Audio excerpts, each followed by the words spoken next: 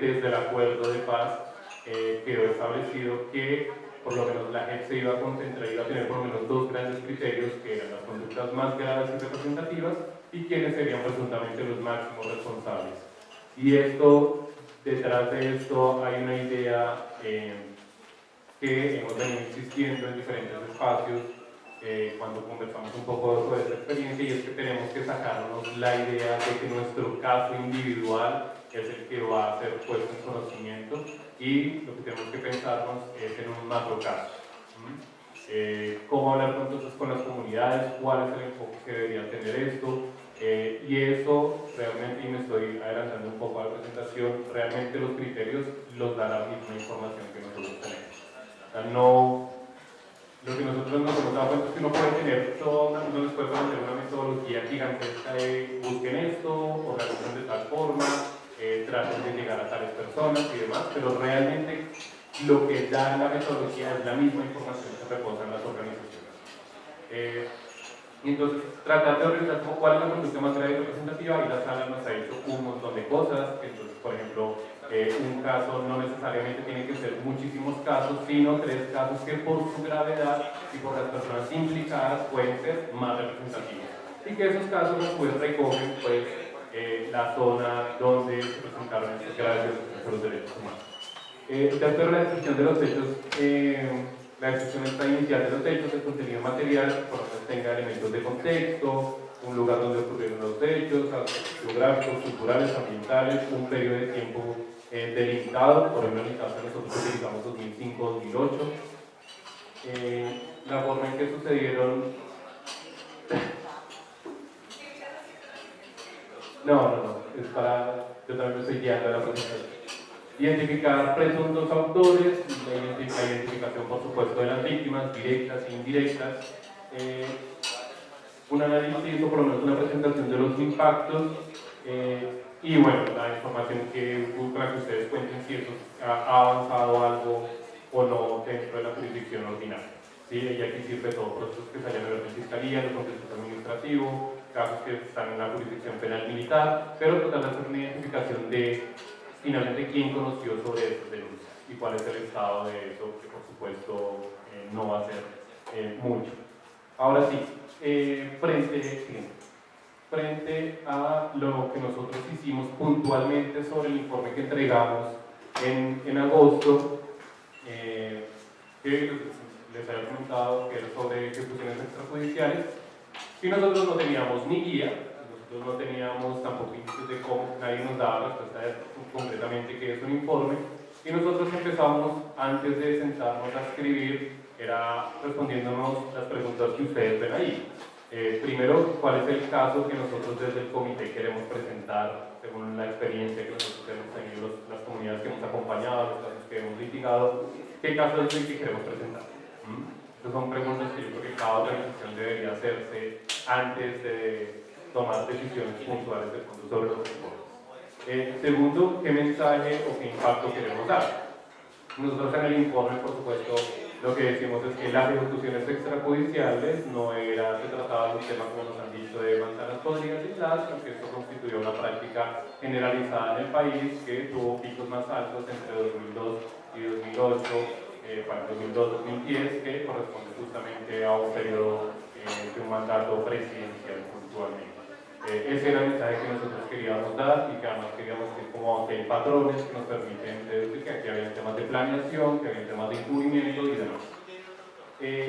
¿Y quién debería responder por los hechos? Y aquí esta pregunta es bastante difícil, porque uno con la información que tiene hasta dónde debería aspirar llegar, sobre todo en casos de ejecuciones extrajudiciales, que era nuestro informe.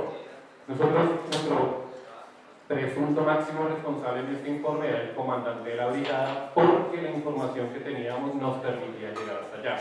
Nosotros, por supuesto, hubiéramos querido llegar hasta la división, y por supuesto estamos ahorita tratando de llegar a lo que debería ser la comandancia del ejército, y uno podría seguir subiendo, pero lo que les digo es la información quien permite avanzar en cuáles deberían ser sus máximos responsables que están ahí.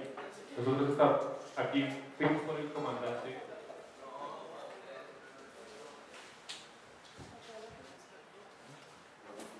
Finalmente nosotros hacíamos teníamos una serie de peticiones ahí en el informe. Entonces, la primera petición, porque era la parte de las víctimas, era reivindicar el buen nombre de sus familiares que fueron asesinados. Y yo no sé si algunos de ustedes vieron que una de las audiencias que ya se adelantó en la sala de definición de situaciones jurídicas del Gaula Casanare, que está relacionada en el informe, empezaron a hacer actos tempranos de reconocimiento de responsabilidad y verdad, y puntualmente utilizaron el nombre del informe, que es lo que nosotros finalmente, una de las exigencias que los familiares hacían era que, por supuesto, nuestros seres queridos, nuestros hijos, hermanos, padres, no eran ni delincuentes ni combatientes, y a eso responde el informe que nosotros presentamos, y ese es el mensaje que nosotros queríamos dar en las peticiones. La principal petición que había era el tema de memoria, el tema de verdad, pero por supuesto que ellos fueran llamados a que dieran explicaciones sobre lo que estaba contenido en el informe.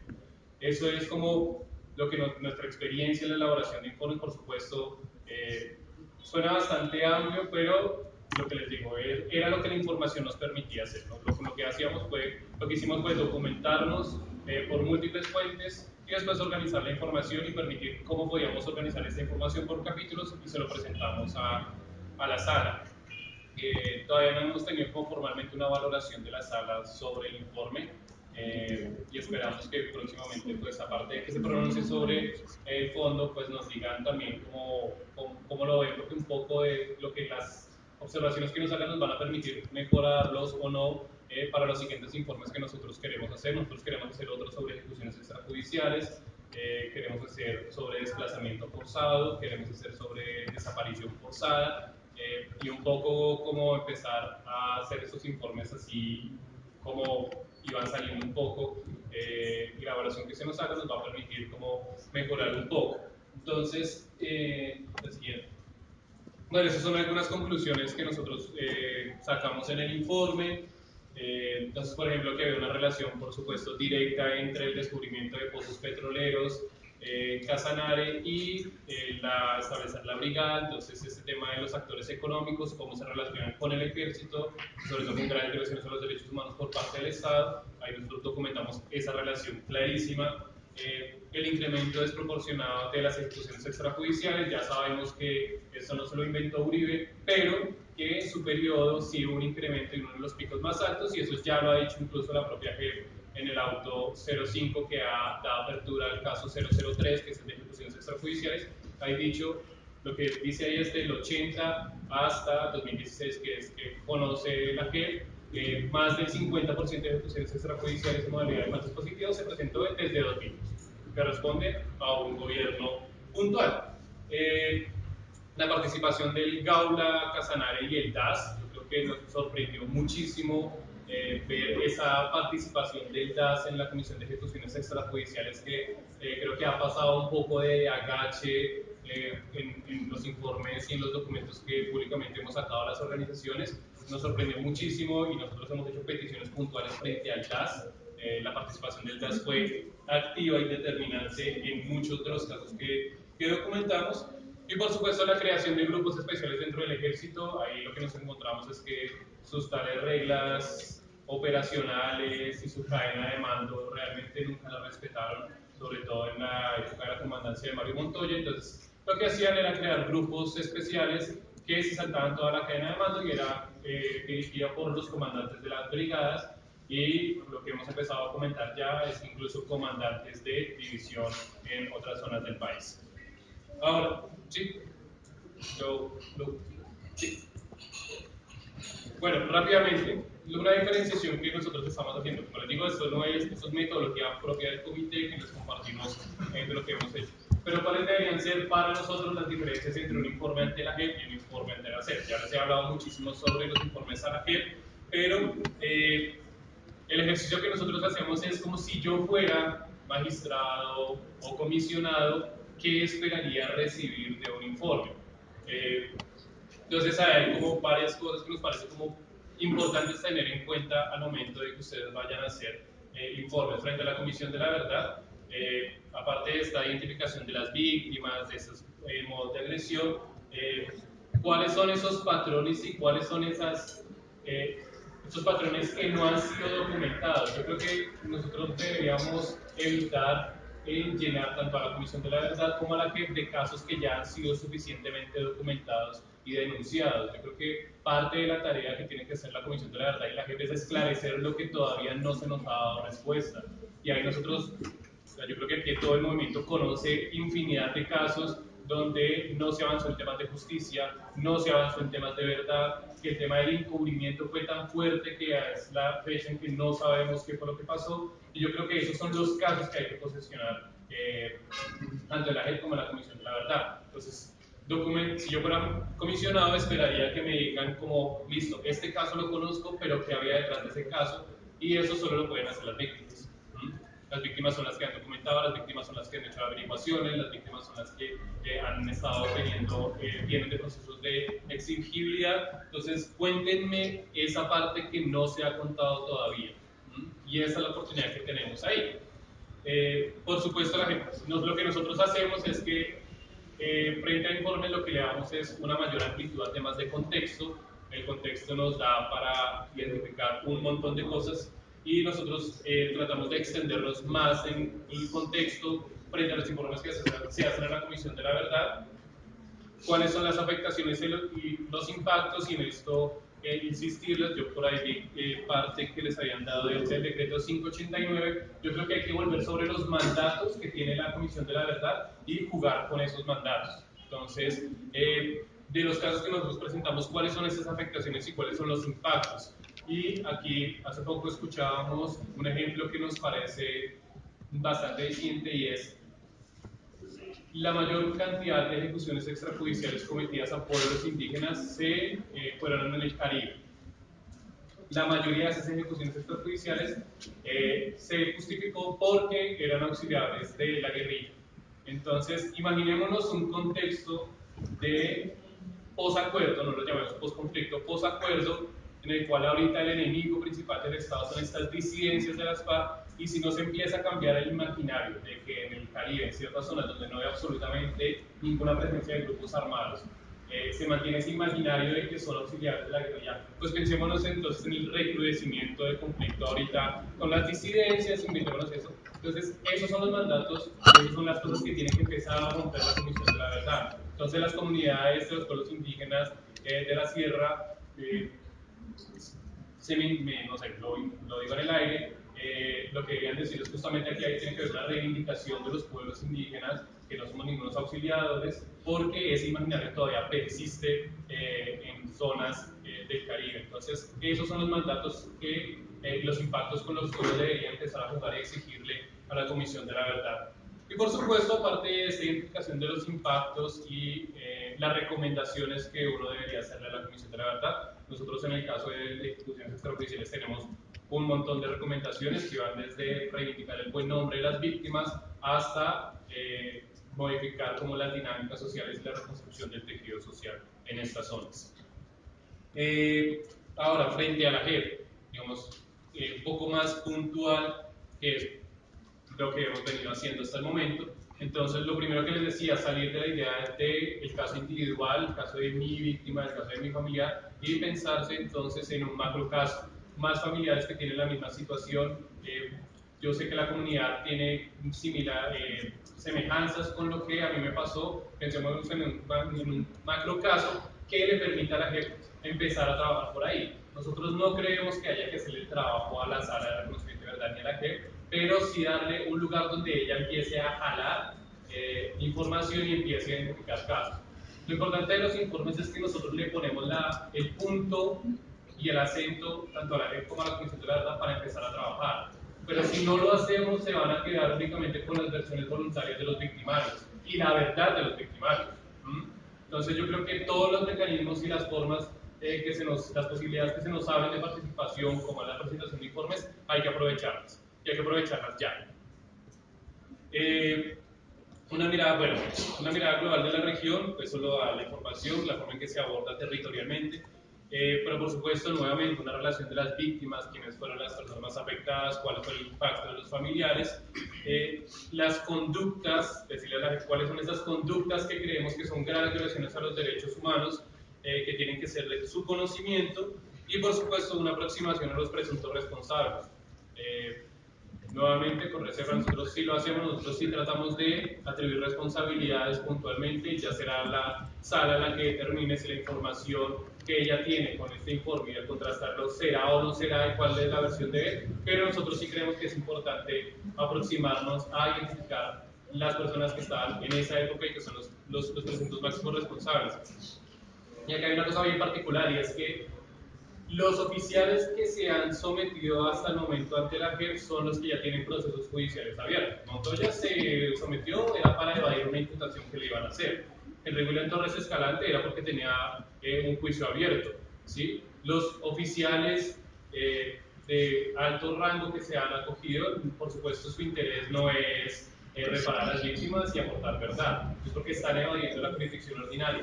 Pero los que nunca se abrió un proceso no tienen ninguna razón para acudir a la JEP y parte que para lo que sirven esos informes es presionar eso. Acceso a verdad, acceso a justicia, pero hay que hacerlo, hay que empezar a documentar los casos y hay que empezar a llegar a personas que nunca fueron investigadas, no tienen ni un proceso abierto y por supuesto no se van a acoger voluntariamente a la jurisdicción.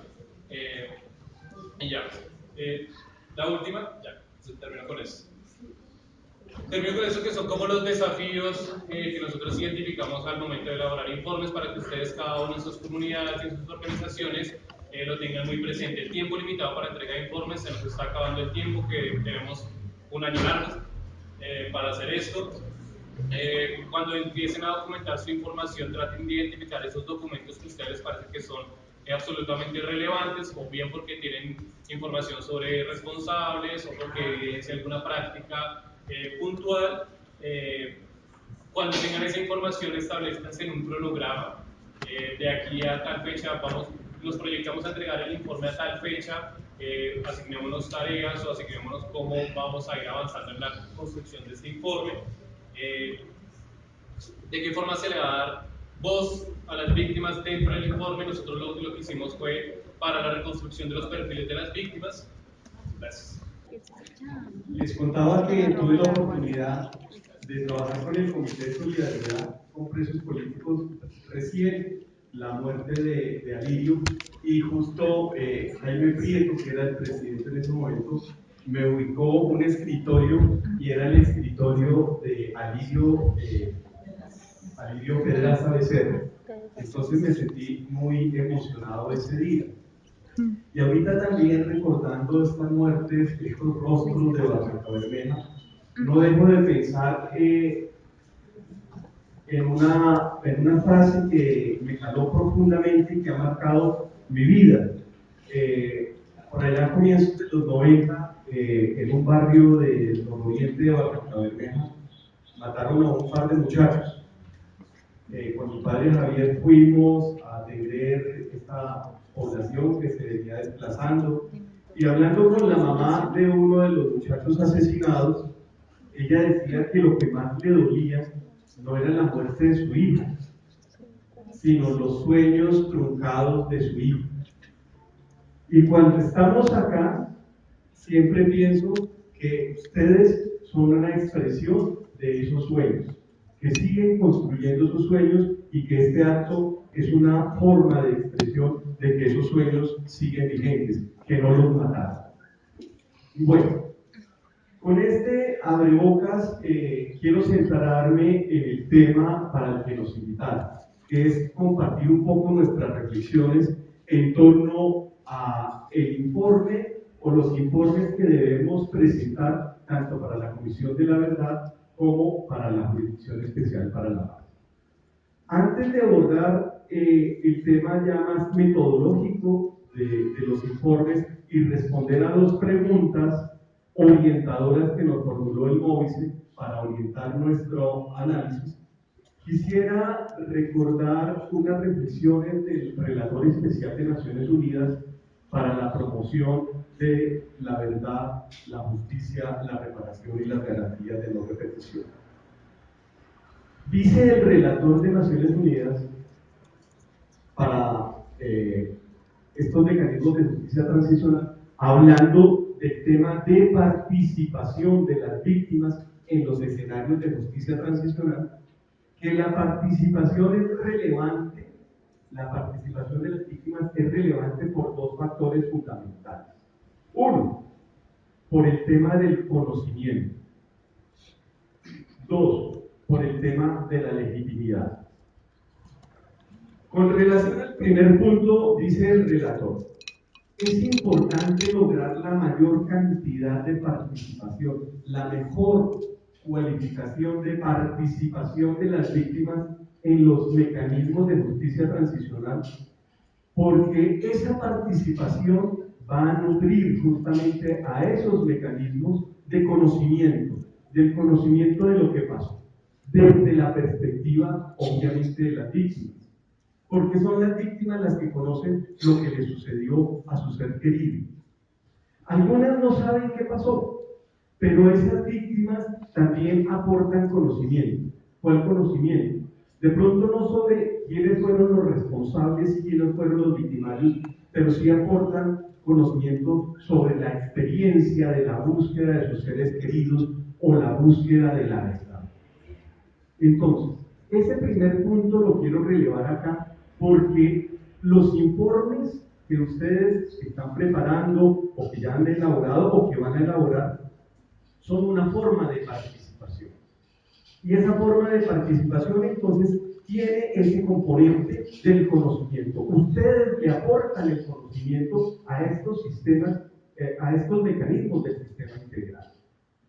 Y no solamente se aporta conocimiento, sino que es una forma, esa participación es una forma de plantear cuáles son las necesidades que tienen las víctimas frente a cada uno de esos mecanismos. Segundo, es una forma de plantearles a los mecanismos cuál es el sentido de justicia, cuál es el sentido de reparación, cuál es el sentido de verdad que tienen las víctimas.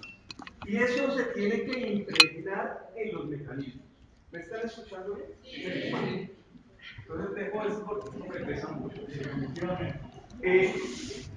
Entonces recopilando, Jaime, no me amigas.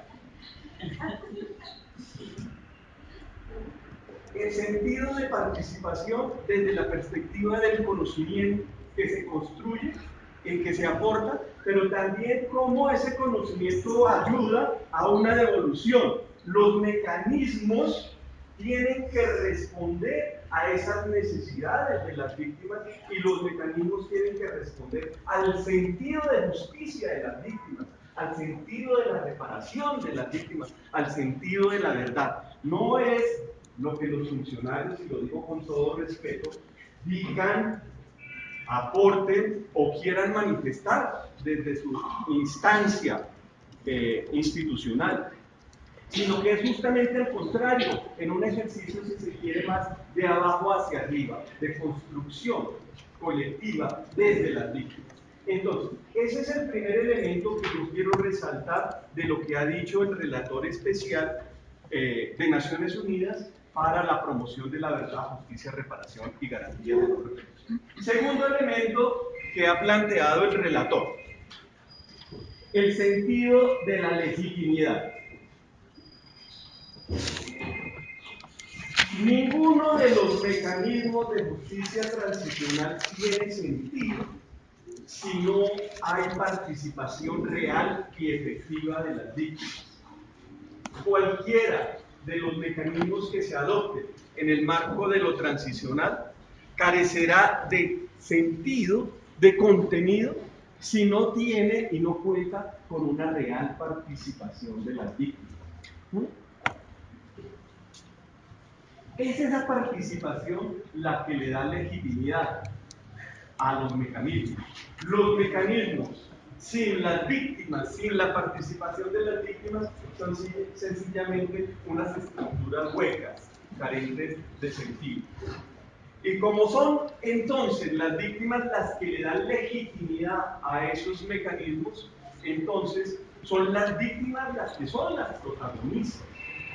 Por eso, a partir de la participación, lo que se debe procurar es lograr, y por sí misma la participación lo que hace es darle sentido de protagonismo a las víctimas, impregnar a los mecanismos del sentir y del sentido de justicia de las víctimas. Esa legitimidad se gana en la medida tanto cuanto intervengan las víctimas. Tanto cuanto intervengan las víctimas. Por eso, los tres mecanismos, en nuestro caso, en nuestro país, el de verdad, el de la Jurisdicción Especial para la Paz, el de la verdad en perspectiva de una violación muy particular como es la desaparición forzada, con un criterio meramente humanitario, el de la unidad de búsqueda de personas desaparecidas. Esos tres mecanismos en su conjunto tienen que ver a las víctimas, nos tienen que ver a todos nosotros, no como objetos de una política, sino como unos sujetos con los que hay que interlocutar, unos sujetos de derecho, pero unos sujetos también políticos, unos sujetos sociales. Y esa participación no solamente tiene que fortalecer y dar legitimidad a los mecanismos, sino que tiene que empoderar al mismo movimiento de víctimas, a las víctimas individualmente consideradas, pero a las víctimas en su conjunto, a partir de sus organizaciones, a partir de sus redes. Entonces, esos dos elementos quisiera que los tuviéramos siempre presentes, porque son como el norte, son como la filosofía de lo que hay detrás de la participación en los escenarios de la justicia transicional. Ahora bien, el MOVICE, las personas que vienen coordinando este evento nos han planteado unas preguntas orientadoras para que nosotros planteemos la experiencia desde Naciones Unidas. La primera pregunta que nos formularon es ¿cuáles son las estrategias que se deberían contemplar para la elaboración de informes? Tanto para la Comisión de Esclarecimiento como para la Jurisdicción Especial para la Paz. Segundo, primero sobre estrategias para la elaboración. Segundo, los elementos centrales de esos informes. Pues bien, frente al primer interrogante, ¿cuáles son las estrategias que se deberían tener presentes en el momento de la elaboración de los informes? La respuesta está dada a partir de 4 preguntas que ustedes mismos se tienen que formular, de manera individual y de manera colectiva. Coincido con Harold y coincidimos con Harold con su primera apreciación cuando llamó la atención e invitó a mirar la elaboración de los informes como algo que no debe preocuparnos, no nos debe angustiar, no es algo de expertos. No hay que contratar, aquí no hay expertos en elaboración de informes, no lo hay. Todos somos expertos. Y es algo que mientras más sencillo sea, mejor. Entonces, ¿cuáles son las estrategias? Lo primero que nosotros tenemos que hacer es preguntarnos, primero, ¿en qué soy fuerte? Como individuo, como organización. ¿Cuál es mi fortaleza? Obviamente, a todos nos preocupan todas las conductas violatorias, la desaparición forzada, la tortura, las ejecuciones extrajudiciales, el reclutamiento de niños y niñas, la violencia sexual, todas las cosas. Nos vamos a abordar, nos vamos a meter en esa tarea de informar sobre todo, sobre todas las conductas que conocemos, o vamos a mirar ¿cuál ha sido mi experiencia? ¿En dónde me he fortalecido yo a lo largo de estos años? ¿Y qué tengo yo para aportar? Entonces, primera pregunta que me debo responder antes de empezar a hacer un informe es ¿cuál es mi fortaleza? ¿Qué tengo yo? Segundo, esa primera pregunta es ¿cuál es mi fortaleza? ¿Cierto? Segundo, ¿qué tengo? ¿Qué tengo yo? ¿A nivel individual o a nivel de la organización? Tengo tales y tales archivos, tengo tales y tales elementos de recaudo de información, tengo acopio de testimonio, tengo una base de datos, tengo una hemeroteca, qué sé yo. ¿Qué tengo yo? ¿Con qué voy a trabajar? Tercero, Bienvenida a la doctora Nayef.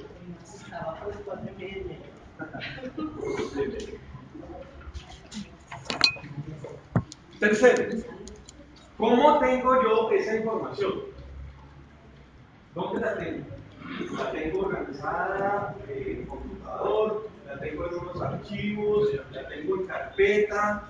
Ya he empezado a buscar esas cajas que normalmente guardamos en el baño de nuestras casas, y lo digo con todo respeto. Yo estuve en muchas organizaciones, bueno, no en muchas, pero sí en varias organizaciones de derechos humanos. Y lo digo con toda tranquilidad, pero también con toda experiencia. Los archivos normalmente se guardaban en el baño. Y los baños normalmente tenían goteras. Y las goteras caían sobre unas cajas de cartón. Y las cajas de cartón guardaban un poco de papel y recortes de periódico. Gracias. Después, cuando arrancó el WordPress 3.0 y el 3.1, empezamos a meter la información allí y ya más o menos la tenemos digitalizada. Entonces, necesitamos empezar a hacer un acopio y buscar en el cuarto de San Alejo y en los baños todo ese acopio de información, y en los computadores viejos que a veces tenemos ahí en una esquina, pero que se nos olvidó sacar la información del disco duro. ¿Ha pasado? Muchas veces. Bueno. Tercera pregunta, entonces, ¿qué tengo yo? ¿Cómo lo tengo? Cuarta pregunta, que es la fundamental. ¿Qué pretendo yo con esto? ¿Qué pretendo? ¿Qué quiero yo hacer como organización?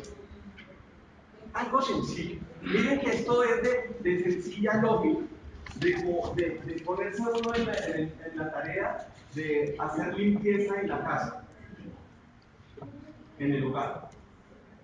¿Qué tengo? Cuando yo recoja todo ese cúmulo de información ahora, ¿cuál es mi propósito como organización? ¿A qué le voy a apuntar? Entonces ahí viene la segunda pregunta orientadora, que me parece que se ha dicho de verdad. Las dos preguntas son muy pertinentes. La segunda pregunta orientadora es, bueno, y ya, ¿cómo construyo ese informe? Pues, recogiendo los 4 interrogantes anteriores que ustedes mismas se han dado respuesta, es: voy a apuntarle, por ejemplo, a la conducta de desaparición forzada. Voy a apuntarle a la usurpación de tierras porque tengo experiencia en ello, en ejecuciones extrajudiciales. Vamos a coger tal vez de los casos que más nos identifican acá, que son desapariciones forzadas y ejecuciones extrajudiciales. Desplazamiento forzado. Muy bien, muchas gracias. Despojo de tierras. Esos 4 elementos como que son los que más nos identifican ahora. Entonces, voy a plantearme el siguiente interrogante. ¿Qué quiero yo hacer entonces frente al tema de desaparición forzada? ¿Lo quiero visibilizar? Decir, en el Cauca, en el Magdalena Medio, en el Catatumbo, en el Huila, no se ha hablado mucho del asunto, entonces yo quiero es que el departamento y a nivel nacional conozcan que en el departamento del Huila, por ejemplo, hubo ejecuciones extrajudiciales, que en el sur de Bolívar hubo desaparición, hubo desplazamiento, que en el Catatumbo hubo usurpación de tierras. Segundo, ¿a qué le voy a apuntar desde el punto de vista del objetivo final del informe? Quiero que se visibilicen a unos perpetradores. Tengo información sobre ellos. Harold ahorita nos hacía un recuento de su experiencia sobre la Brigada 16. Tengo yo información sobre los presuntos perpetradores de despojo de tierras, de desplazamiento. Quiero apuntarle a que se visibilicen esos presuntos responsables. O por el contrario, solamente, como no tengo mucha información, quiero es visibilizar que hubo víctimas y que hay un número importante de víctimas, que así como yo, está fulana, está sutano, están en las veredas, están en los municipios, están en la región, están en todo el departamento. Tercero, quiero apuntarle a que esa conducta no fue aislada, sino que fue recurrente, es decir, que hubo una situación generalizada frente a esa conducta que yo elegí porque tengo mucha información. Por ejemplo, que fue generalizado el desplazamiento forzado, ¿cierto? Que no solamente desplazaron a un cúmulo pequeño de familias, sino que eso se presentó en muchas veredas, en muchos municipios, en todo el departamento en donde yo estoy. O si tengo muchos más elementos de juicio, tengo mucha más información, tengo un gran acopio y he hecho un ejercicio analítico, entonces quiero apuntarle a plantearle la posibilidad a los mecanismos de que allí no solamente fue generalizada la conducta, sino que hay elementos de sistematicidad. Si hay elementos de sistematicidad y yo quiero abordar eso como objetivo último del informe, yo tengo que tener en cuenta que eso implica un ejercicio mucho mayor, un mayor esfuerzo. Porque yo no voy a demostrar la sistematicidad. La demostración de la sistematicidad le corresponde a las autoridades judiciales. Pero yo sí voy a procurar, si tengo los suficientes elementos objetivos y analíticos, yo voy a procurar darle elementos a la Jurisdicción Especial para la Paz o a la Comisión de Esclarecimiento de la Verdad de que esas conductas tuvieron unos elementos comunes denominadores. Ya son los 5 minutos. Caramba, perdón. Que tuvieron unos elementos comunes denominadores. Que esos elementos comunes denominadores, por ejemplo, persiguieron a determinado tipo de víctimas, tuvieron unas prácticas particulares. Fueron comunes a varios hechos, no solo a un hecho en particular o a unos hechos aislados, sino a muchos hechos. Tercero, que de pronto allí hubo no solamente una modalidad repetitiva, sino que hubo un ejercicio que podríamos denominar un patrón de conducta. Y el patrón de conducta ya es un análisis mucho más sólido, mucho más desarrollado, mucho más elaborado, porque implica darle elementos de juicio tanto a la Comisión de la Verdad como a la Jurisdicción Especial para la Paz, en particular a la Sala de Reconocimiento, de que allí probablemente hubo un ejercicio de planeación y de control centralizado detrás de esos victimarios. Entonces, fíjense cómo vamos arrancando de lo mínimo, que es revisar nuestras cajas de cartón en el baño, a un ejercicio mucho más amplio que implica un trabajo más colectivo de ejercicio de análisis para tratar de darles unos elementos más sólidos a los dos mecanismos, tanto a la Comisión de la Verdad como a la Jurisdicción de la Paz. Jurisdicción Especial para la Paz. La Comisión de Esclarecimiento de la Verdad no tiene todavía una guía, no nos ha dado una guía de cómo elaborar informes, pero seguramente nos lo va a decir a partir de noviembre, cuando ya empiece a funcionar formalmente, nos va a dar algunos lineamientos. O sencillamente va a decir, yo quiero ir a sus organizaciones a recoger la información, qué sé yo, estoy especulando. Ya la G, por el contrario, que ya viene andando desde marzo de este año, pues tiene una guía que, ojo, cuando ustedes la revisen, y ahí me estoy metiendo en camisa de 12 varas, pero lo digo con toda confianza, cuando ustedes la revisen no les dé miedo de que hay demasiada formalidad, demasiado rigor para la elaboración del informe. No, mírenlo. Está en la carpeta la guía de la Vale, mírenla con tranquilidad, sabiendo que lo esencial, dentro de toda esa formalidad que está allí, lo esencial es que ustedes comuniquen dos elementos materiales que están allí en la guía. Uno, la relación de los hechos. Y segundo, que le informe a la jurisdicción si esos hechos que ustedes están narrando allí y describiendo han sido puestos en conocimiento de una autoridad, que sea Procuraduría, Fiscalía. Entonces, miren, aborden eso con confianza, porque lo esencial, así tenga demasiadas, son como 20 páginas, tenga como demasiadas cosas, lo esencial es que es muy sencillo, ¿vale? No hay expertos y estoy seguro que entre todas y todos podemos hacer muy buenos informes, tanto para la SEP como para la gente. La Oficina de Naciones Unidas está apoyando algunos esfuerzos en algunas partes del país, estamos acompañando algunas organizaciones y tenemos la voluntad de seguir acompañando. Si ustedes consideran que nosotros podemos darles una mano, cuenten con nosotros, por favor. Muchas gracias. Bueno, buenos días, varias caras conocidas con quienes llevamos bastantes años de trabajo y de intercambio por todas estas búsquedas también de verdad, justicia, reparación, repetición. Se abre un nuevo camino, unos nuevos caminos con este momento pues, que representa el Acuerdo de Paz de La Habana, en el que se crean nuevos organismos, nuevas instituciones, nuevos métodos y nuevas lógicas. Y es lo que nos convoca ahorita para mirar cómo trabajar y dar respuesta en nuestras búsquedas y en nuestras luchas a esas nuevas lógicas institucionales, con todas las expectativas y con todos los temores que tiene, pero y también las dudas que el desarrollo normativo, que la misma forma en que se va a consolidar la institución ha generado.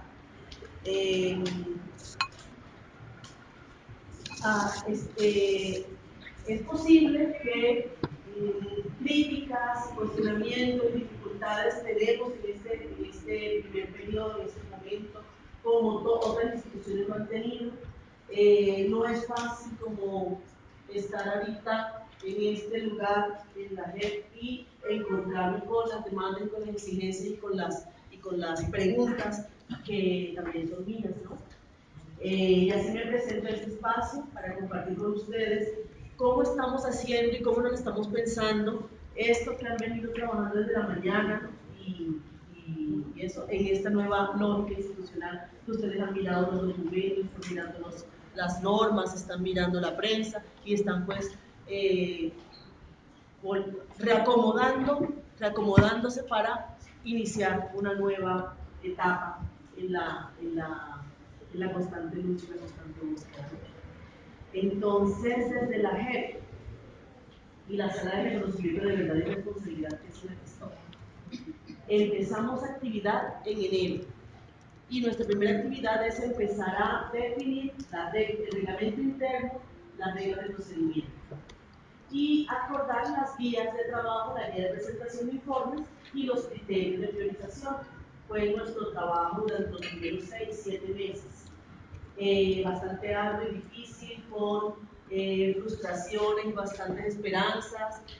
Luego en el Congreso, una búsqueda por qué es lo que va a quedar finalmente aprobado de un código de procedimiento de 200 artículos, quedaron menos de 100.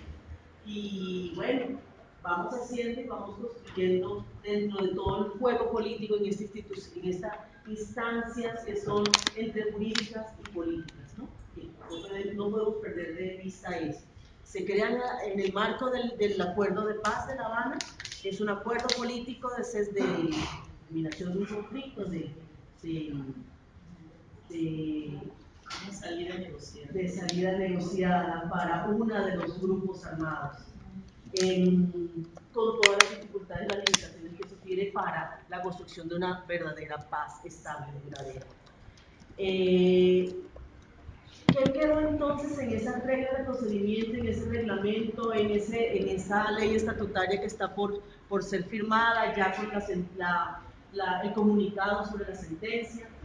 Aún no tenemos pues, el documento final de la sentencia, el acto legislativo, el acuerdo, que es como la caja de herramientas, el marco jurídico desde el cual partimos como jefe. ¿Y qué queda entonces para iniciar el trabajo desde las víctimas? Tenemos entonces que una de las rutas de ingreso y la más importante de participación es la sala de reconocimiento de verdadera responsabilidad. Está diseñado así, en el que las organizaciones se presenten con sus informes. Pero hay unos derechos de las víctimas a la participación que no solamente se limita a las organizaciones o a las víctimas organizadas, y en las reglas de procedimiento se recogió eso. Se reconoce víctima quien de forma sumaria de cuenta pues, de su condición. Entonces, individuales o colectivas, y eso es un debate larguísimo, muy importante en el interior de la JEP, si las víctimas llegan individuales o, si las llegan, o solamente llegan a través de su organización. Y las dos figuras es la posibilidad de respetar ya derechos luchados y conquistados por las víctimas. Después de eso, volvamos a pensar en cómo entonces se mastica y se procesa una tramitación de la información que nos llega por víctimas organizadas y por víctimas individuales. La guía de presentación de informes inicialmente dice que los informes los dan las organizaciones. Y por ahí fue como la línea general de trabajo. ¿Y por qué queremos que las organizaciones sean quienes presenten los informes? Porque nos va a facilitar que lleguen varios casos que tengan algún tipo de relación entre ellos. Algún tipo de relación entre ellos. Digamos, hechos victimizantes, porque ahora, dentro del acuerdo de paz, tenemos una lógica entre identificar el hecho victimizante e identificar el caso. Y más allá, luego trabajamos al interior de la sala y que quedó plasmado en la guía de organización, vamos a trabajar situaciones territoriales. Entonces, tenemos casos, tenemos situaciones territoriales y tenemos hechos victimizantes. ¿Cómo entonces logramos identificar alrededor de esos tres posibles llegadas de información para que podamos dar cuenta, y nuevamente el Acuerdo de La Habana, identificar responsables comparecientes, esas personas que están enlistados, entregados por la ONU y enlistados, entregados por el Ministerio de Defensa, para que le resolvamos su situación jurídica y resolvamos también desde el principio sí de favorabilidad, del debido proceso, de legalidad y todas sus garantías como comparecientes, como procesados, poder llegar a unas conclusiones y unas sanciones. Entonces, tenemos todo el tema de participación de víctimas en el marco de un proceso penal, ¿cierto? En el que ya tenemos una lista clara de comparecientes, de procesados, de personas que van a ser procesadas. ¿Y procesadas por qué? Por crímenes de guerra y por crímenes de lesa humanidad. ¿Cierto? Tenemos claros esos conceptos, los crímenes de guerra y los crímenes de lesa humanidad. Y todos están, pero súper curtidos en toda esta pelea, así que de ese punto ya podemos decir que sabemos cuándo es un crimen de guerra y cuándo es un crimen de lesa humanidad, ¿cierto? ¿O no? ¿Seguro? Bueno. Bueno, entonces, partimos en los crímenes de lesa humanidad de dos elementos fundamentales: masividad, sistematicidad y otra. Con esas características podemos decir que se constituye un crimen de lesa humanidad. ¿Cierto? Y para poder entender masividad o sistematicidad, tenemos que tener conocimiento de más de un hecho, de una pluralidad de hechos victimizantes, que tienen entre sí elementos con respecto al lugar, al momento en que se cometen, o una relación con respecto a la forma, cómo se cometen, o una relación con respecto al tipo de víctima sobre la cual se cometen estos crímenes, y que nos van agrupando estos elementos para poder dar cuenta de que se cometió contra una pluralidad enorme de personas o que responden a patrones similares, aunque se prolonguen en el tiempo, o que el modus operandi, o que el momento en que se cometieron, los momentos temporales que se cometieron tienen una relación de lugar y tiempo, una relación y lugar. Serían estos elementos. Si uno se pone a leer eso de callamos, eso es una cosa larguísima y súper. Pero bueno, estoy tratando de dejarlo lo más sencillito posible. Hay más características, un poco más compleja la cosa, pero con eso tenemos por ahora. Listo. Por eso entonces es muy importante para nosotros que la cosa nos llegue agrupadita, organizadita, cotejadita, para poder encontrar más fácilmente y claro, facilitar para uno, para facilitarnos a nosotros el encontrar esas relaciones de modus operandi, de tiempo, de perpetrador o de la otra que se olvidó que es modus operandi, tiempo, perpetrador y cantidad y masividad. ¿Cierto? Y masividad. Bueno. Cuando tengan preguntas respecto a lo que voy diciendo, me van diciendo. Ese casi no sigo. Me preguntan. No, pero yo lo digo porque íbamos a tener certeza que no. Bueno. Listo, entonces, nos llega ese informe. ¿Sí, señor? Sobre el tema del que voy charlando, si algo quedan con dudas o que no está claro, me la pregunten enseguida. Son cosas más generales y más las charlamos al final, como para que puedas avanzar y terminar el camino. Entonces, en esa guía, cuando decimos, cuéntenos quién la presenta y cómo nos contactamos con esa persona. Cuéntenos cuáles son los hechos victimizantes y díganos si lo colocaron en conocimiento de alguna autoridad. Hasta ahí está la responsabilidad de ustedes. Nos dieron cuenta de un grupo plural de hechos y nos dieron esa información.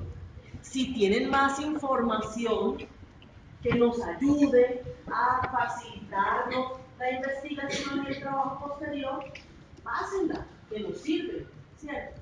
Si tienen conocimiento de otros hechos, que digamos, aquí tenemos identificados los responsables, tenemos identificados los responsables, pero tenemos conocimiento de este otro número de plural de hechos que se parecen a eso que les estoy contando, pásennos la información, que es la responsabilidad de la JEP, complementarla, buscarla y actualizarla con respecto a la información que recibimos de otras instituciones. Sí, señor.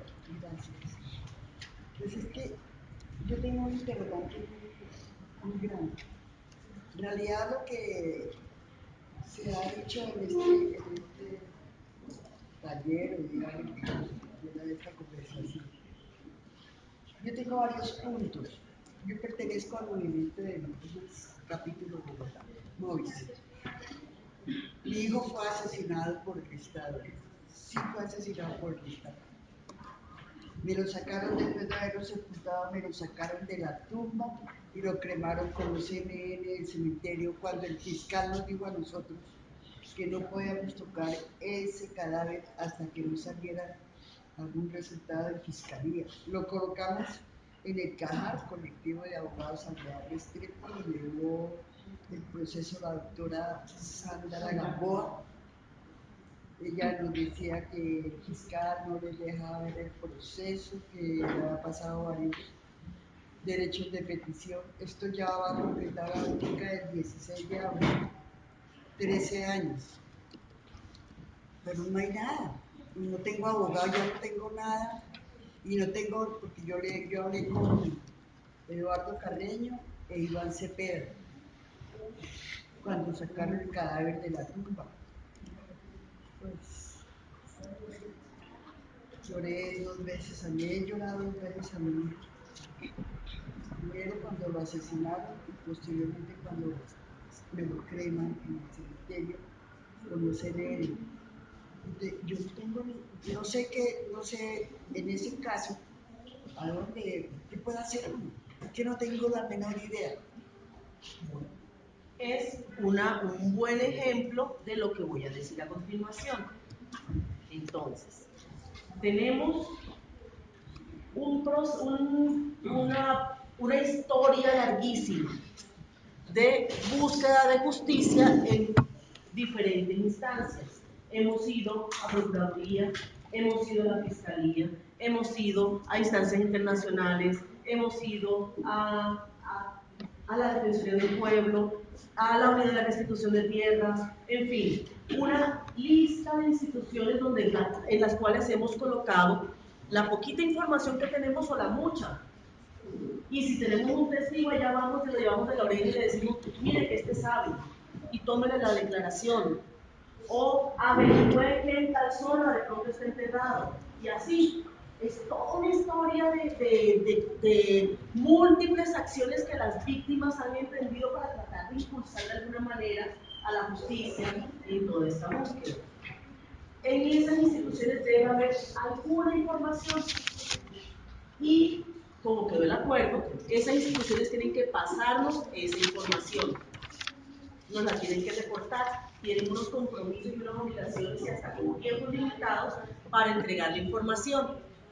Nosotros tenemos que darles una agenda y decirle primero esta, luego esta, para que ellos organicen, porque también es un trabajo. Así como nosotros tenemos la información en cajas, ellos también.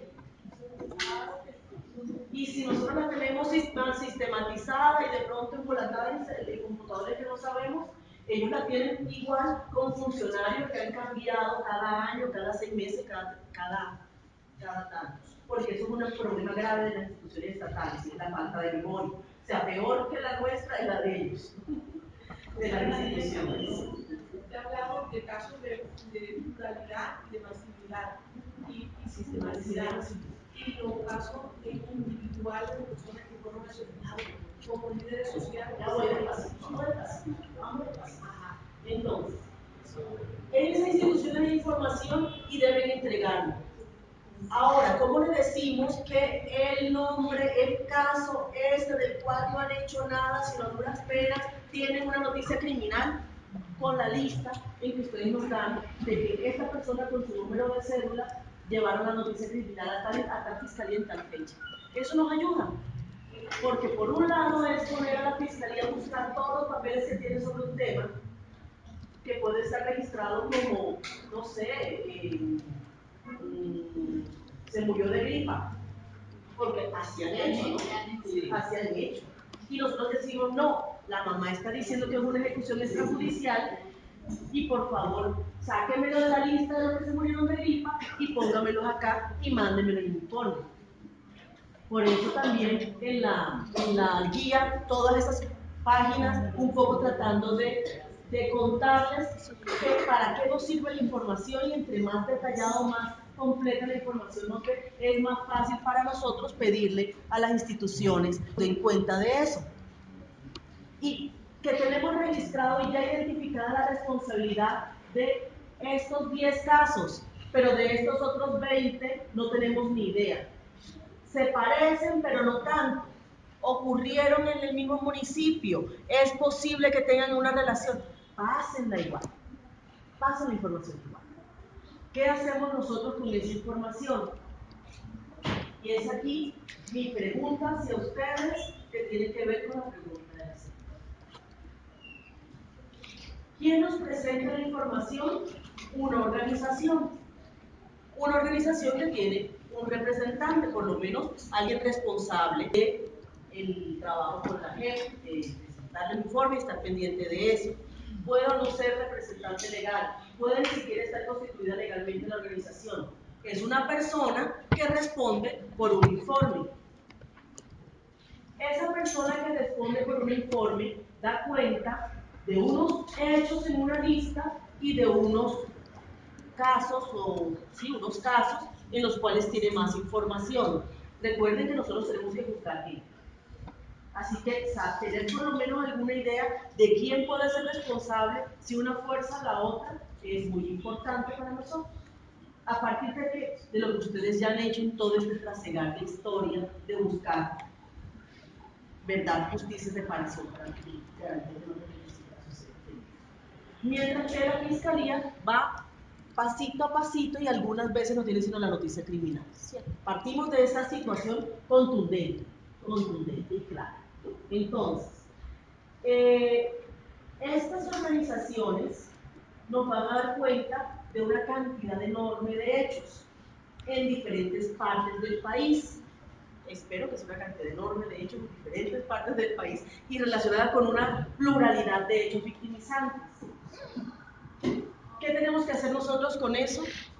Organizarla, acotejarla de esta organización, más la de la otra organización, más la de la otra señora, más la de la otra víctima, más la del señor que se presentó en la puerta de la gente. A mí me pasó esto, no se me ha contado a nadie. Todo eso tenemos que juntarlo, organizarlo y darle como un orden de trabajo.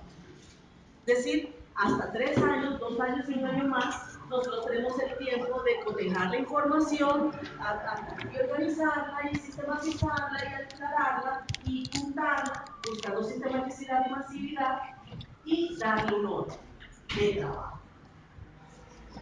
Priorizar es dar un orden de trabajo. Ya la selección la hizo la sistematización, la selección la hizo el Congreso, donde en el acto legislativo y en la ley estatutaria. ¿Qué dijeron? Ustedes pueden amnistiar todo lo amnistiable, pero los crímenes de guerra y los crímenes de lesa humanidad no. Quiere decir que rebelión, porte ilegal de armas, azonada, en fin, estos delitos los puede amnistiar, pero homicidio, desaparición forzada, violencia sexual, tortura, ándale, estoy empezando. Exacto, entonces, esos no se pueden amnistiar, esa es la selección.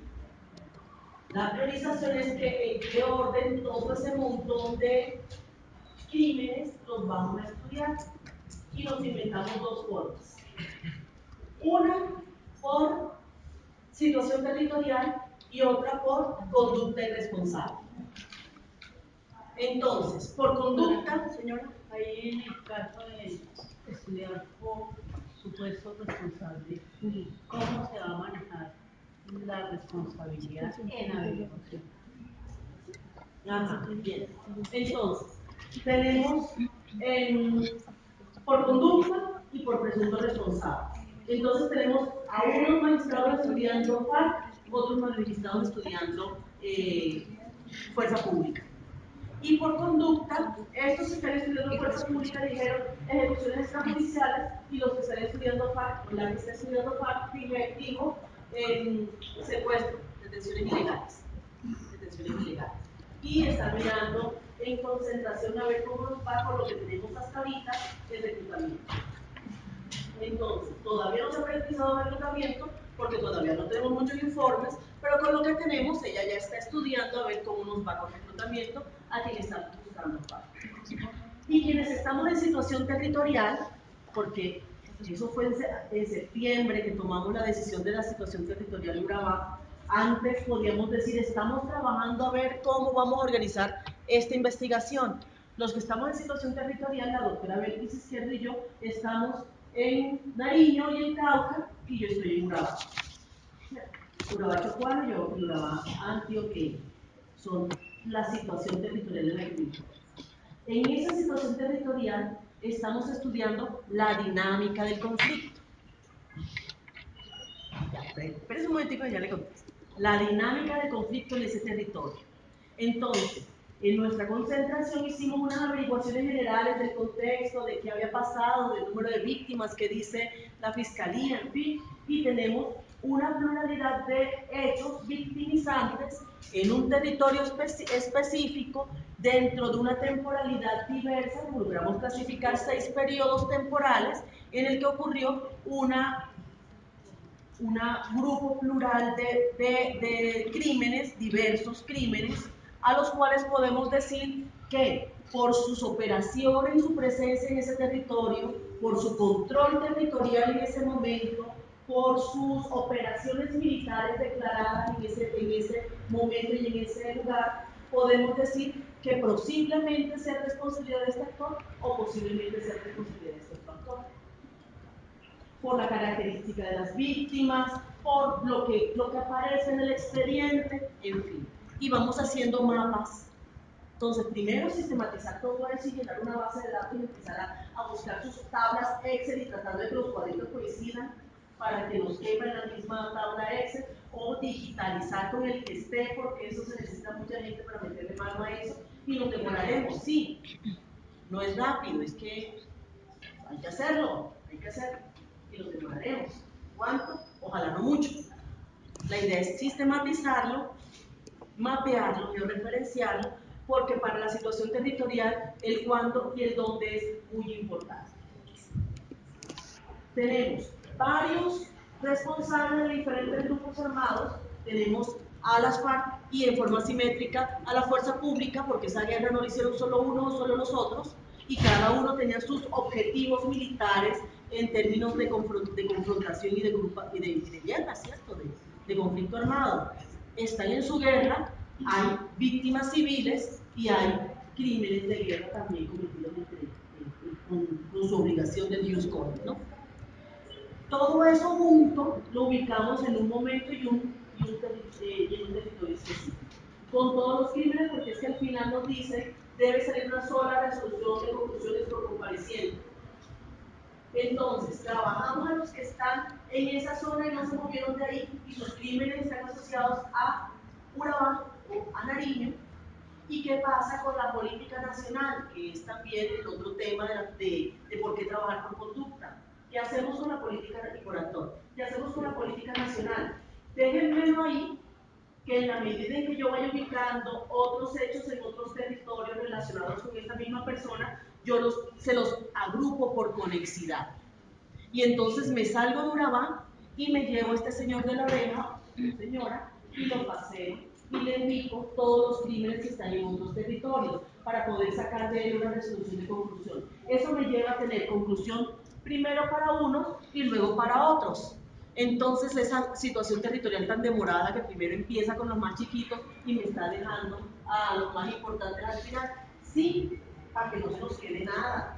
Ni uno solo de los muertos, de los desaparecidos, ni de los llantos de ninguna mamá, sin poder tratar de identificar de quién fue el responsable y que dé cuenta de eso. ¿Y qué pasará al final cuando no tengamos ni idea de qué pasó con esa persona que en algún momento desapareció y de la cual no tenemos ni la foto? ¿Podríamos hacer alguna modus operandi, algún tipo de victimización, alguna forma dentro de la dinámica de conflicto, algún actor en general? No lo reconoció. Entonces, aunque sea por contexto, tratamos de asociarlo y no lo reconoce. Dice ese muerto no es mío. Y al otro tampoco. Y no queremos nada. ¿Qué hacemos al final con estas personas? Esta lista enorme de personas de las cuales no vamos a poder dar cuenta de responsables. En una búsqueda en una obligación de investigación, sancionar, investigar y sancionar.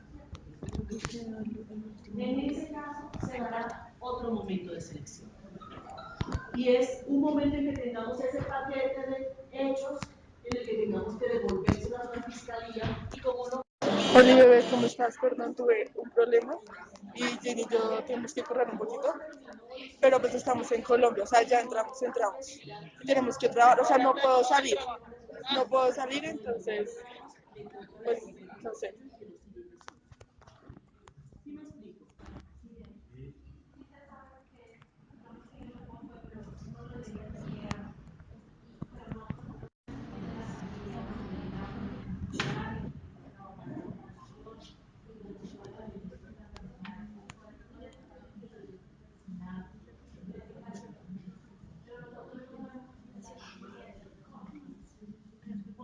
Si me regalan 2 minutos, yo voy a esa pregunta que creo que es importantísima para lo que quiero compartir con ustedes, lo que yo quiero que ustedes me den su opinión. Quería preguntar ¿qué va a pasar en los casos en donde concretamente un caso en Boyacá, la mamita sabe, la información que tiene es que su hijo se desplazó a Venezuela y en la frontera la Guardia Venezolana dice que lo entregó al ejército, el ejército dice que nunca lo recibió y ahí se perdió, y ese es el momento pues, que no se sabe. Con ese tipo de casos, ¿cómo se trabajaría o qué va a pasar con ellos? Esa información la pondremos de presente a los comparecientes en el que tuvieron acciones militares en un momento específico, en un lugar específico, en una vereda específica, donde ocurrió este hecho victimizante, y él tendrá que decir algo.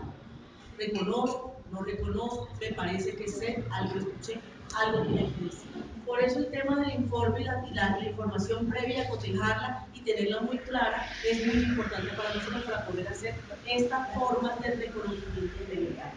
Si me dan 2 minuticos, yo creo que el tema de participación y acreditación es la que quiero que ustedes me charlen, ustedes me cuenten. Entonces, tenemos las organizaciones, tenemos el informe, eso todavía no es acreditación.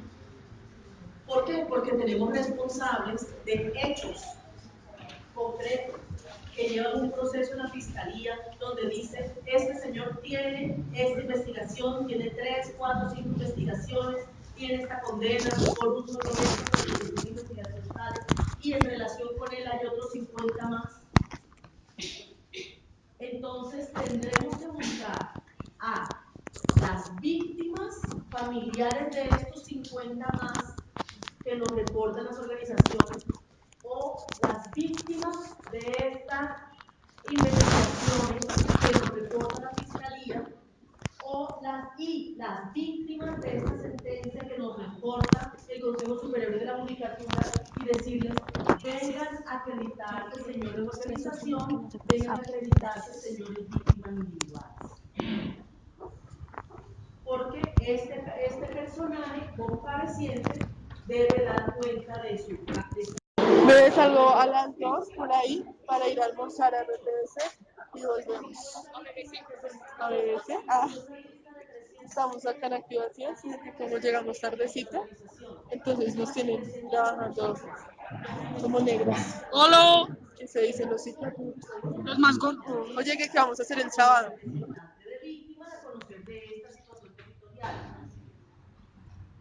La señora que está familiar en un barrio, nunca han trabajado juntas, pero todas tienen escuelas, Margaritas, allá en Valledupar, en Copey. 10 señoras, todas con sus hijos en situaciones de instituciones transjudiciales y desaparición forzada. ¿Qué hacemos con ellas? ¿Alguien alguna de las organizaciones que trabajan en el Valle quiere por favor ir visitarlas, organizarlas y representarlas? Y dice alguno sí, las acoge y las integra a la representación. Y le ponemos chulito ahí al abogado representante. ¿Cierto?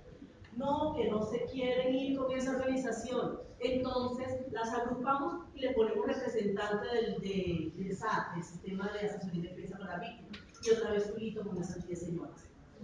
Porque nos llegaron los hechos, porque tenemos que identificarlas, porque tenemos que invitarlas a hacerse parte como de sus derechos de participación de las víctimas.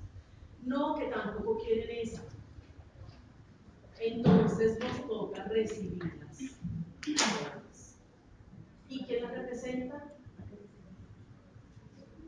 Como también las reglas de procedimiento de la ley nos mandaron a eso, tendríamos que identificar un representante común y condicionar su participación activamente.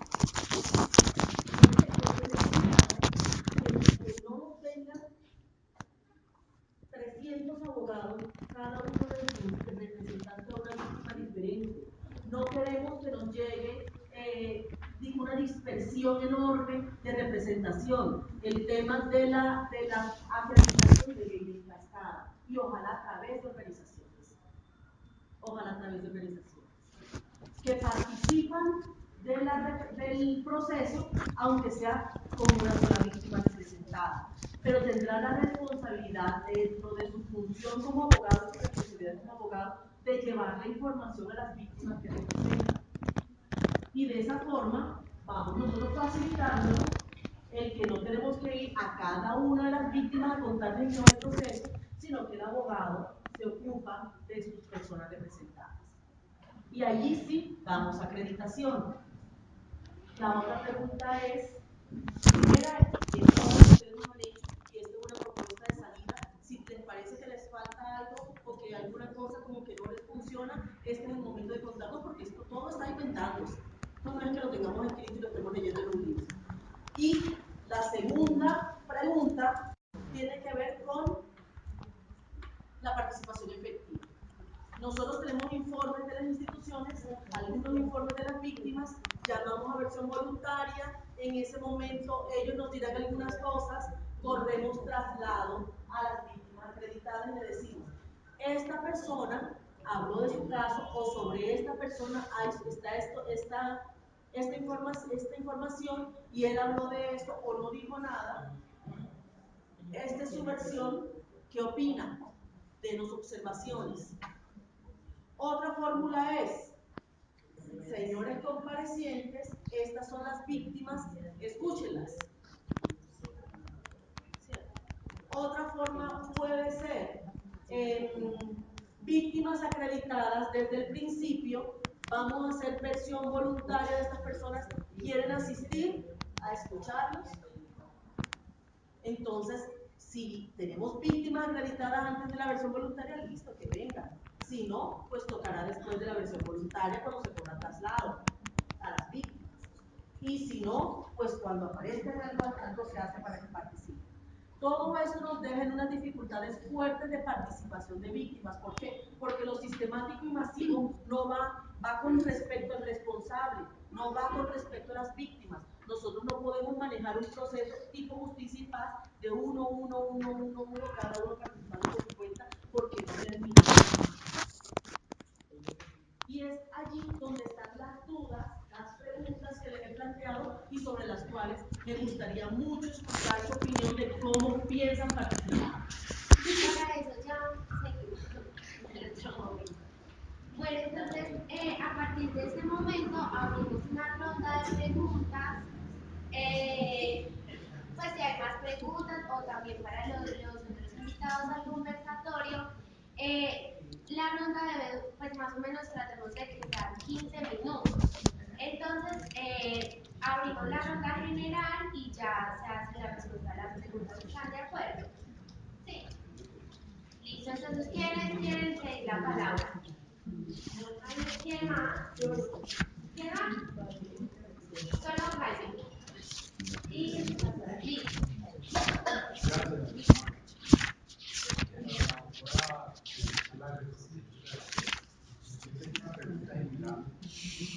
Y es sobre los mal llamados terceros.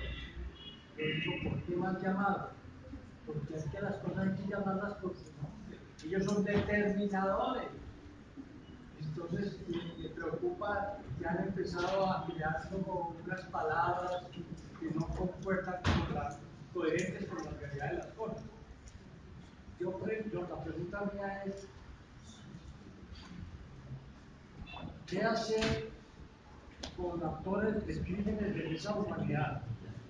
Me refiero a qué hacer para que la Fiscalía General de la Nación nos vincule los procesos de investigación y judicialización. Específicamente en el caso de nosotros, yo y 6 de mayo, tenemos de manera muy específica que los victimarios nos han nombrado con nombres propios y del aporte económico que hicieron para el apoyo del proyecto paramilitar en el Magdalena Medio. Nos han dicho con nombres propios y son comerciantes prestantes, entre comillas, de la ciudad. Y están ahí todavía. Hasta alcaldes de la administración municipal. ¿Qué hacer para que la Fiscalía nos vincule a los procesos de investigación? ¿Cuál sería la ruta seguida? Ese primero. Y escuchamos la otra pregunta. Pastora, sí. Y la otra. Entonces, buenas noches y eso.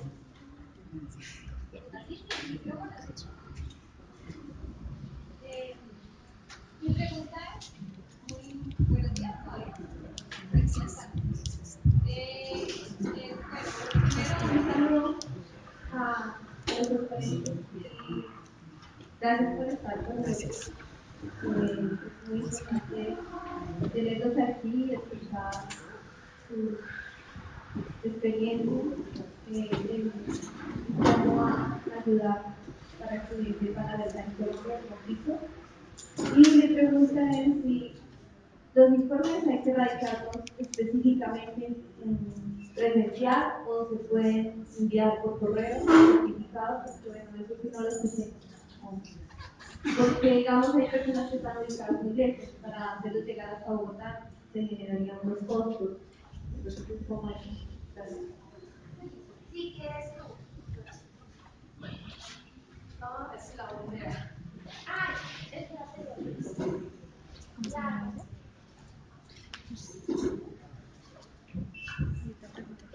Una de las preguntas es, en los casos emblemáticos donde tienen representación de abogados, nos llama mucho la atención y nos preocupa, porque en algunos de esos casos los abogados han dicho que son las familias las que deben de documentar y presentar el informe a la gente.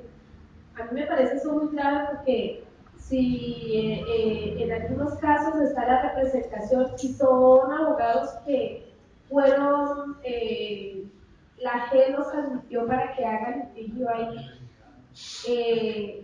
o sea, ¿cómo hace? O sea, a mí me preocupa porque por lo menos en el caso de, hay militares que fueron acogidos a la gente. ¿Y cómo van a hacer estas familias para ir a meterse, para ir a documentar donde es un proceso grande, amplio, que solamente los abogados que vienen haciendo el litigio en la justicia ordinaria son los que deben de, junto con las familias, documentar para poder presentar ese informe? Entonces, porque si lo está planteando un jurídico que tiene todos los conocimientos técnicos para hacer un informe, ahora para las familias que de alguna manera u otra tienen las limitaciones. Entonces, esa es una preocupación que tengo y es la segunda vez que lo estoy exponiendo en un espacio donde hay alguien de presencia de la gente. Porque sí, realmente nos parece muy importante de que por lo menos pues, aquí podamos tener claridad, porque no es solamente de uno de, estoy hablando de uno de los casos que llevan ciertos abogados. Gracias. Sí, que señor y luego Alexandra. Y ya llegamos. Además, ya, Alexandra. Buenas tardes. La honorable magistrada nos ubicó dentro de unos grados o pasos de la priorización para dar orden de trabajo. Luego saltó a la conexidad o a la atracción de otros crímenes si había algún problemita con la priorización. ¿Y qué hacemos con los casos atípicos? Pues, chao, se irá a otro grupo de selección y reenvío a la Fiscalía General de la Nación. Allí, esos casos van a morir. Porque en la impunidad, si la gente tiene una supervivencia de 20 años y estos delitos de lesa humanidad son imprescriptibles, todo lo que llega a la estantería de hipótesis delictivas atípicas quedarán en la impunidad. Ese es mi dilema con este último caso atípico. Gracias. Yo tengo dos dudas, una directamente para la magistra y la otra para los jueces. La primera es, hasta el momento tenemos muchos interrogantes y es que no sabemos si los presuntos victimarios o ya condenados victimarios están acogidos o no a la JEP. Y eso nos pone un reto y es, ¿documentamos o no documentamos el caso a la JEP? Porque no sabemos si están o no están acogidos. ¿Cuál va a ser la estrategia para que las víctimas de esos casos sepan la información sobre sus responsables y saber si deben seguir preocupándose en la ordinaria o si deben ahora preocuparse en la JEP? Porque los únicos que saben es porque a duras penas han peleado para saber si están en libertad o no. O sea, se enteran es más en el quedó libre y nos enteramos a los meses, pero no sabíamos previamente que había firmado un acta, que se había comprometido, no sabemos si ya hizo reconocimiento temprano de responsabilidad, no sabemos qué dijo ese reconocimiento temprano de responsabilidad y por tanto a veces ¿Qué me preocupa de la elaboración de informes? Que lo que se dice en los informes ya lo hemos dicho. O sea, llevamos 20 años diciéndolo. Entonces lo hemos dicho en las audiencias, lo hemos dicho en algunos informes que ya hemos elaborado, lo decimos en las galerías, y ahora nos toca escribirlo cuando no sabemos, o más bien podríamos escribir en los informes, controvertir la versión que él ya dijo. Por ejemplo, podría ser una estrategia para no reescribir lo que hemos dicho durante 20 años, sino de pronto puntualizar en el informe aquello que sabemos que podemos decir que es mentira, que no sé, que X soldado dijo que no, que ese día no estaba ahí porque estaba de vacaciones. Podemos decir, no, sí estaba de vacaciones, pero se le dio ese día permiso para que fuera a la fiesta del pueblo y en medio de la fiesta del pueblo, O sea, de pronto la forma del mecanismo del informe fuese más efectiva en la medida de conocer cuáles han sido sus versiones y así poder contrarrestar. Entonces mi pregunta es, uno, ¿cómo podemos conocer si efectivamente los presuntos victimarios están o no acudidos a él? Porque hasta el momento creo que es una generalidad, aquí están la mayoría de las víctimas y es que no lo sabemos. Nos enteramos por la prensa, por los medios. Exactamente, y eso sí nos enteramos por prensa y medios. También de acuerdo también a la falencia de los enlaces territoriales de la jurisdicción, que creemos que son personas, primero a veces para departamentos con un alto grado de victimización y que no alcanza a tener un nivel permanente de contacto con las víctimas. Y la segunda pregunta, ya para todos, es, ¿existe efectivamente, como les decía, una incapacidad, pero una dificultad material para elaborar los informes? En tema de sentarse a escribir, o sea, si no lo tenemos, las personas a veces que estamos en las oficinas, en Bogotá, permanente con toda la información, si es súper desgastante sentarse a escribir, ¿qué otras formas de presentación de informes pueden recibirse? Pues principalmente en la JEP, pero en el sistema integral. Yo pongo un ejemplo, esto es un informe. Las galerías de la memoria son una forma de documentación y de informes perspectiva no escritas, pero pues es una forma de la documentación que hemos llevado pues desde el MOVIS y en general desde las organizaciones de víctimas durante décadas. ¿Esto sirve? O sea, les podemos pasar información de las galerías donde dice, Martín Darío Álvarez, detenido desaparecido, marzo 19 del 2001, por ejecución tal, o en tal departamento. O sea, ¿eso sirve o qué otras estrategias pueden emprenderse ante la dificultad material de que en los territorios nos sentamos a escribir?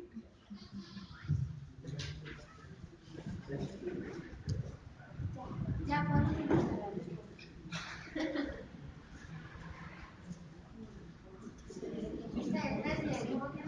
Pues no. 10 minutos, por favor. 10 minutos con los varias preguntas van dirigidas a la magistratura. 10 minutos. Tercero, voluntarios. Estas personas, funcionarios públicos o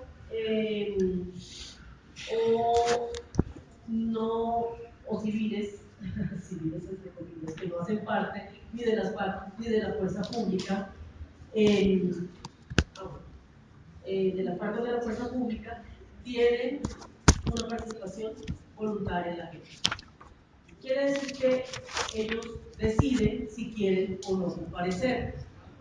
Y es como buscar, o sea, ¿qué tienen contra mí? ¿Qué tengo que decir? ¿Qué puedo perder? ¿Qué puedo ganar? Y así me tiro caso o no caso, ¿cierto? Ahí como es una forma muy de caricatura, pero yo creo que es clara frente a qué es lo que ellos pueden y qué es lo que podemos hacer nosotros. ¿Qué les decimos? Usted fue nombrado en un informe. Usted tiene, en una versión voluntaria, esta persona dijo que usted tiene responsabilidad. ¿Quiere venir? En los informes de la Fiscalía, compulsa de copias, justicia y paz, usted está nombrado en ese informe de la Fiscalía. ¿Quiere venir? Luego tenemos al otro grupo. Usted está condenado a 40 años. ¿Quiere venir? ¿Y hablar? ¿Y de qué va a hablar? O yo quiero la gente, yo, que es que me van a matar aquí en la cárcel. ¿Qué va a decir? ¿A qué viene? ¿Cómo va a responder las víctimas en términos de verdad, justicia, reparación y garantía de no repetición? A ver qué tiene. No nos dice, no.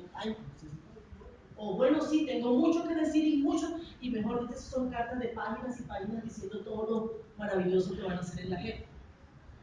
Y ahí miramos si juegan o no, si entran al juego o no. Es decir, son voluntarios, pero la JEP tiene una posibilidad de determinar hasta dónde esa participación conviene a la búsqueda de verdad, justicia, reparación y garantía de no repetición. Y estamos diseñando como estrategia, como un escenario, y esto es nuevo, porque eso fue ahorita en la regla de procedimiento, sí, que deberían demandarles certificados.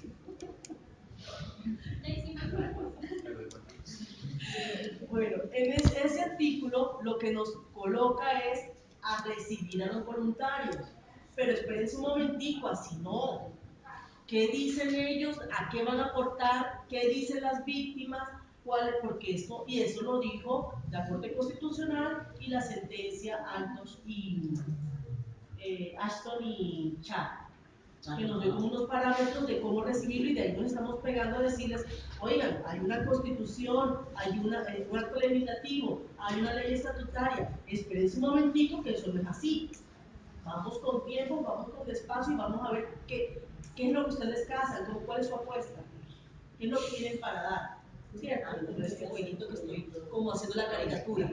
Me siguen un poco la caricatura, que es como para hacer más explícito y más sencillo el tema. Es lo que tenemos y es con lo que podemos trabajar. Y es el marco legal. Ahora, si dicen no voy y aunque me nombren, no, y aunque esté en una compulsa de copias, a ver qué es lo que van a hacer, yo no podemos hacer nada con ellos. Y hacer presión ante la Fiscalía General. Porque ya la que le compete es de primer estado. Si eso está en que Eso también No sé, ya no se volvería ya. Si él no quiere venirse a la JEP, se queda en la fiscalía. Y siguen con lo le han venido peleando toda la vida. Si él quiere venir a la JEP, podemos hacer algo. En términos de verdad, porque ahí la sanción y el que tenemos para negociar es cuántos años de prisión. Eso no es más. Y si es en forma temprana, o si es más tardecito, o si es al final, eso está en sus manos. Eso es lo que tenemos con los terceros, no tenemos más. Bueno, priorización, informes y nuestros 10 años. Si las organizaciones no presentan los informes ahora, con todo lo que tengan, y las víctimas no aportan lo que tienen ahora, en estos 2 años prorrogables hasta 3, luego no lo van a poder presentar. Así que no vamos a poder decirle ni a tercero, ni a segundo, ni a primero, oigan, fue nombrado en un informe, venga. Así, venga, le podemos decir a las FARC y a la fuerza pública. Pero después de esos informes, a los terceros lo único que podemos decir fue nombrado en un informe, ¿quiere venir? Así que la pelota está en sus manos. Esperar a ¿qué dijeron en la versión voluntaria? Para ver si presento el informe, no es una opción. No es una opción, porque no tenemos el tiempo, no tienen el tiempo. Casos atípicos y el tema de responsabilidad. Sean atípicos o no, debemos vincularnos a un responsable. Tenemos elementos que lo determinan, por eso el tema de conducta y por actor, porque nos permite también identificar de estos miembros de la fuerza pública o estos miembros de la FARC, sea típico o atípico, qué es lo que tienen. Sí, en un territorio y en un periodo. Nosotros tratamos de llamarlo emblemático. Realmente eso ha sido una pelea dura y si ustedes también no se la dan va a ser más complicada todavía. Representativos. La guía de priorización dice representativos, es decir, tienen unos elementos en la forma en que se cometieron los crímenes, en el modus operandi, que nos da elementos para entender que así se cometieron esos crímenes. Es como pedagógico, es como nos da un parámetro de reflexión para pegarle a ese crimen otras cosas cometidas de forma similar. Estos tienen muchas pruebas y se cometieron de esta manera. Estos otros que no tienen casi pruebas, pero se cometieron de la misma manera, es posible que logremos reconocimiento para el mismo actor. No son emblemáticos, son representativos. Bien, Victimarios acogidos, las libertades y el tema de la JEP tiene competencia prevalente. Pero la Fiscalía tiene la obligación de seguir investigando, a menos que la JEP diga, tráigame ese expediente para acá. Si le decimos tráigame ese expediente para acá es porque tenemos clarito quién es el responsable y porque nos va a reconocer verdad, o ya no reconoció verdad. Hay un límite en la información, un problema en la información, estamos llenos de derechos de petición todos los días de víctimas preguntándonos si tal persona está acogida a la JEP o no. Eso debería tener una forma de presentar la información más ágil. Justicia y Paso no metía el nombre del área ni le salía. No tenemos sistema de información. Así que, por ahora, el que quiere la carrera tiene el derecho de petición, mientras no importa si lo tenemos o no, manden el informe, que con lo que digan lo podemos vincular. La lógica es al revés. Y por último, los informes mixtos. Afortunadamente, en el caso de secuestro, hemos podido ampliar las condiciones en que, ahorita lo digo en positivo, pero que sí, tenemos la oportunidad de que otras condiciones asociadas al trauma, a la afectación, que no, es decir, las condiciones son comunidades étnicas que por su tradición, esa es la regla general para los informes mixtos, comunidades étnicas que por su tradición cultural, por sus condiciones socioeconómicas y de posibilidad de acceso a la justicia, se le dificulta presentar informes escritos, lo podemos recibir mixto, es decir, un poco de documentación y un poco cuéntenos qué es lo que pasó. Y con secuestro hemos ampliado las características y las condiciones a hay un trauma, hay una afectación grave, hay una dificultad de plasmar y de llevar y de haber presentado eso por escrito ante una fiscalía o de haber contado eso antes. Ejemplo, violencia sexual, presentamos los informes mixtos. Ejemplo, secuestro, recibimos los informes mixtos. Y parte del trabajo al que vamos es a proponer y a tratar de ubicar con las organizaciones, por lo menos donde estamos autorizados, a que nos presenten los informes mixtos, pero la solicitud de recepción de informes mixtos con las características que están en la guía de autorización y que están en el auto que llama a presentación de informes mixtos para secuestro, son los criterios con los cuales decidiremos si se van a hacer los informes mixtos o no. ¿Alguien más tiene algo que agregar? Muy cortito, por favor. La solicitud de presentación de informes mixtos lo pueden hacer, pero eso creo que no lo como quieran, correo electrónico, personal, se lo entregan al enlace territorial, como lo puedan hacer llegar. Sí, yo solo quiero como procederme a algunas preguntas que me parece importante, como también cuál es la posición desde las organizaciones frente al tema de, yo decía, como el tema de los informes, los abogados, la representación judicial. Yo creo que hay que hacer como dos claridades ahí. Una cosa es la elaboración de los informes, que lo pueden hacer las organizaciones. Es cierto, las víctimas, digamos, inicialmente tendrían que hacer este proceso de documentación, los abogados tienen la obligación, además legal, de entregar esta información a sus representados. Y otra cosa es la representación ya al interior de la jurisdicción para la paz. Sí, digamos, la JEP creo que ofrece varias alternativas, el abogado de confianza por medio de una organización defensora de derechos humanos, por medio del SAT, que es el sistema de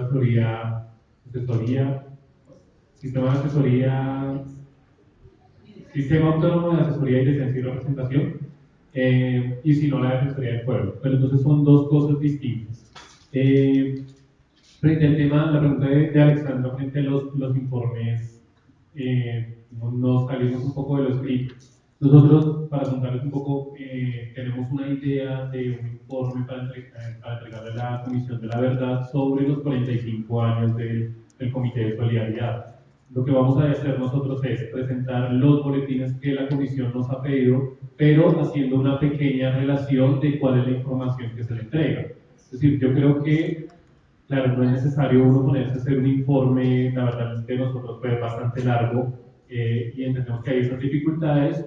Yo lo que creería y sería una posibilidad es reunir la información que tenemos y hacer como una pequeña, un poco documento muy sencillo, introductorio de cuál es esta información que se entrega, ya sea por medio de las galerías, ya sea por medio de los informes que se han entregado, donde se cumplan los criterios mínimos que ha exigido la sala, que son lo que yo les contaba, un tema de identificación de la organización que entrega la información, como identificación de contactos, los responsables y cómo se van a hacer las notificaciones y comunicaciones, y el contenido material, es decir, de la galería que se me está entregando. No se me está entregando con la galería, supongamos que no va a pegar el ejemplo de la galería.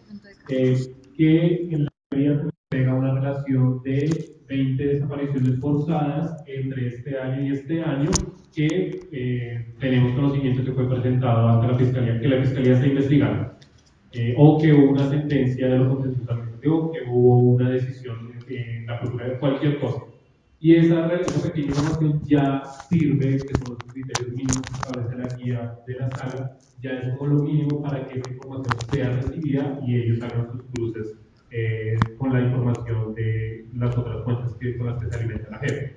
Es decir, yo creería que sí, pero siempre y cuando podamos en un pequeño documento de la forma más sencilla posible informar qué es lo que estamos entregando con este tipo de archivos y documentos y demás. Y ya.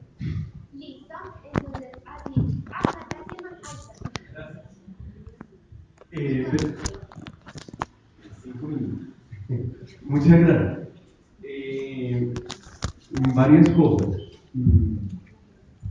Sin duda alguna, estamos mirando dos mecanismos con naturaleza jurídica distinta. Uno dedicado al tema de lo judicial propiamente dicho, y eso per se, por su propia naturaleza, de pronto exige un poquito más de formalismo. Por eso la necesidad de que se presente el informe escrito, aunque ello no riñe para que sea verbal y se presente de manera mixta. Incluso comunidades, pueblos indígenas que no tengan la facilidad ni de escribir ni de hablar el castellano, pues obviamente la jurisdicción tiene que estar en capacidad y en condiciones de recibirle en su propia lengua los respectivos informes. La comisión de esclarecimiento, por su naturaleza también, pues exigiría un poco menos de formalismo y de rigor.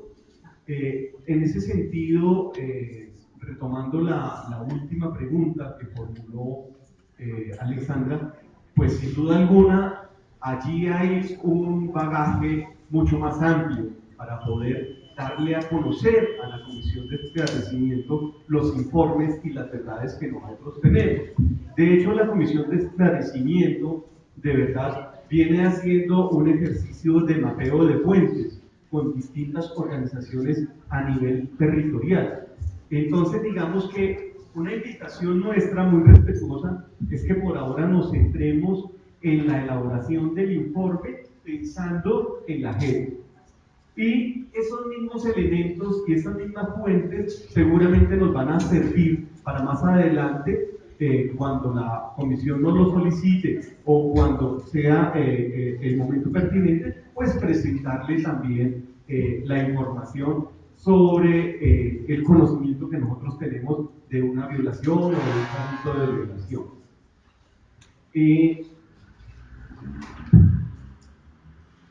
Se planteaba también de que mucho de lo que se va a recoger en los informes ya se ha dicho. Efectivamente, las víctimas y las organizaciones durante décadas hemos venido denunciando. Es decir, como que casi nada nuevo habría en el escenario para informar. Pero no se trata de novedades, se trata de oportunidades. Hay una nueva oportunidad. Seguramente muchas de esas denuncias murieron en el sueño de los justos aquí en el búnker de la Fiscalía en la 50 o en las fiscalías locales. Entonces miremos el ejercicio como una nueva oportunidad. Yo sé que es tedioso tener que empezar a recordar y a copiar la información de los 80s, 90s, pero de pronto hay una nueva ventana, una nueva luz de oportunidad y miremoslo así. En ese sentido, la recomendación que nosotros hacemos es que no importa que ya se haya denunciado, que ya se haya presentado a distintas autoridades, incluso que ya se hayan pronunciado sentencias en torno a esos hechos. Harold mencionaba una de sus experiencias luego de la elaboración del informe del Comité de Solidaridad, y la invitación que hacía es a presentar y a centrarse en hechos nuevos. Eso es muy válido, pero también sobre aquellos hechos que no son tan nuevos e incluso aquellos sobre los que ya hay sentencia, es muy importante recabar qué tipo de sentencia y sobre dónde y sobre quiénes recayó la sentencia. Porque ustedes seguramente no me dejan mentir, pero la gran mayoría de las sentencias han recaído sobre mandos medios, en el mejor de los casos, pero la mayoría de las veces en mandos de más bajo nivel de la jerarquía castrense. Por ejemplo, en ejecuciones extrajudiciales de 1000 y pico de sentencias, 700 recaían sobre soldados, 300 sobre suboficiales. Entonces no importa que ya haya sentencia, porque necesitamos es llamar la atención de la jurisdicción y decirle, ojo, aquí ya el hecho, la muerte se probó. No solamente el ejército lo presentó como dado de baja en combate, es decir, el ejército reconoció que lo mató, que ya hubo sentencia, sino que se necesita escalar en la línea ascendente de responsabilidad. Bueno, lamentablemente el tiempo es traicionero, voy a ser respetuoso de eso. Muchas gracias.